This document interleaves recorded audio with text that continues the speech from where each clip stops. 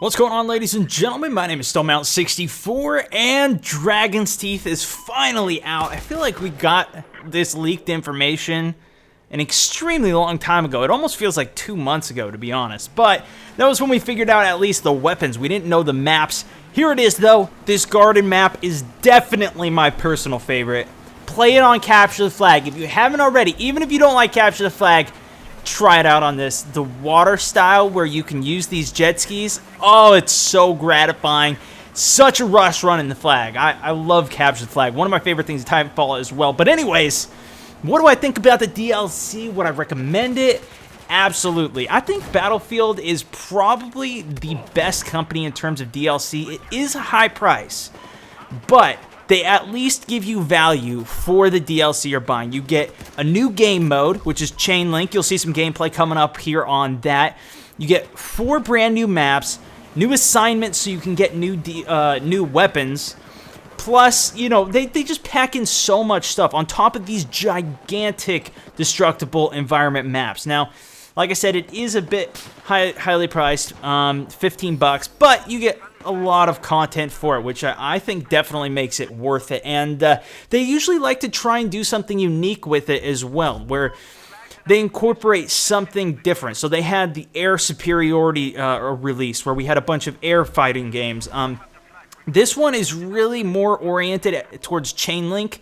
I tried playing some of these maps on Conquest, and I really wasn't that thrilled about it. They felt I don't know, they felt a little repetitive compared to the last ones. Now, that's just my personal preference. You guys might absolutely love it on Conquest, but I think they were really catered towards this new game mode, Chain Link, where it's very similar to Conquest, but the difference is you only get a captured point if you have 2 that are next to each other. So you can see on the bottom there, we have E, F, and G, which are back towards our spawn. And if you notice, I'm all the way in their spawn. I went on a giant flank route. I got A, I got B, and I'm essentially the role that I've been playing on this map especially is the ninja assassin, man. Put the suppressor on and just keep the pressure on them in here. You'll see I just keep on threatening them, breaking their chains. It's a really cool flank route aspect game mode, and you know, it's something that's diverse. This wouldn't work on a game like COD because the maps are just too small, but when you have a gigantic map like this, you can go in for some awesome flank routes, and you'll see the other team tries to do that as well. I actually don't have the full gameplay in here, but I mean, check out the score. We were down by about 400, and you'll see we come back and win by 50 at the end just because I start threatening them with this, as well as the whole team. We all start getting in their face, breaking the links. This one went pretty long. Now, you can get blown out pretty easily. We had a game where we just held all the objectives, and it goes extremely quickly because you get like a 6-point chain, I think, because there's so many objectives. But you got to play 64 versus 64. Obviously, I am playing on the PC, so yeah, you could take that into effect as well. Maybe the previous gen 360 PS3 might not have the full effect, but I don't know how it'll be smaller. I think it really caters towards the large aspect beautifully, though. One of the key components about this DLC that I really think pushed it over the edge for me personally of being worth it and me enjoying it is the fact that you can play these giant maps like this, play Chain Link. I mean, this map is gigantic. You only have foot soldiers. There's no tanks, there's no jets, no helicopters, AA messing with you. You can play a gun-style game. This is what made Operation Metro such a popular game. Operation Locker as well. These are people's personal favorites because they actually have an option to diversify their gameplay. Only play with the soldiers and go gun on gun. And this is a really cool map for it, as well as a lot of the other ones, although some of them do have a lot of levels to it and it gets pretty crazy.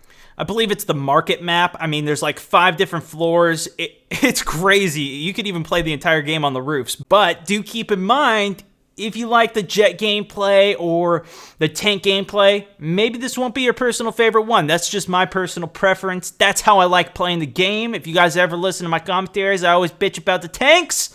Although I have been playing with it, and I have been using RPGs lately, and they do work because I finally got the RPG on PC. But Yeah, that's just one of my personal quirks. I'm liking this DLC, though. Let me know what you guys think about it in the comments. If you have it, if you would recommend it, if you guys are interested in getting it. I feel that traditionally, Battlefield has given us the most bang for our buck in terms of weaponry. Not just giving us 1, but 5 new weapons across snipers, shotguns, pistols, whatever. They give you a ton of stuff. On top of that, this new EOD bot that has RPGs you can just pick up on the map is pretty sick. New game modes, new maps, things that you can use, not just DLC that you can only use when you play on the new DLC map, but stuff you can carry over into the other maps that might be getting old. Refresh them a little bit, give you something new. Battlefield's always done that, I feel, at least. I think they have. Yeah, and, you know, that's why, anyways, that's why I think they're more worth it. Also, this final bit of gameplay on screen of some sniping action actually is in Conquest. So if you are a Conquest player, there are the vehicles, and this is definitely the sickest map. It's like Shanghai, but you have this awesome sunken temple right in the middle of the map, and it's got some cool sniping on it, so I tried that out for a bit. But yeah, hopefully you guys enjoyed that. I'm going to be talking about Destiny very soon as well. That's another hot contender. I don't have the PS4, so I can't play it, unfortunately. But if you want to see some more commentaries from me, you can check out my last Battlefield 4 funny moments with the previous video or the recommended for some of me talking about console wars and playing now Battlefield 4 on PC, and some commentary talking about that from another view from the mountain like this one. Thanks so much for watching. Smash the thumbs up button if you enjoyed, and I'll see you in the next video. This is StoneMountain64 signing out.